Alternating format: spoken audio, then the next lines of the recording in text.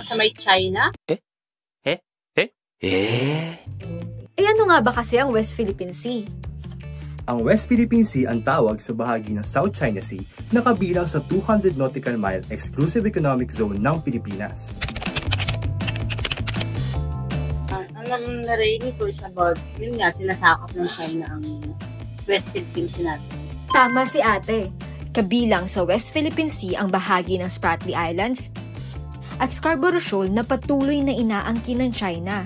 Ito raw ay dahil may historic rights sila. Pero take note, ang sabi sa arbitral court sa the Netherlands noong 2016, wala naman daw tong legal basis sa United Nations Convention on the Law of the Sea o UNCLOS.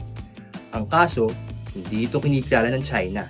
Sinasabi ng mga Chinese, go away. Pagka hindi ka umalis, isang bugahan lang ng tubig ko ng water cannon nila, lubog po yung mga maliliit nating bangka.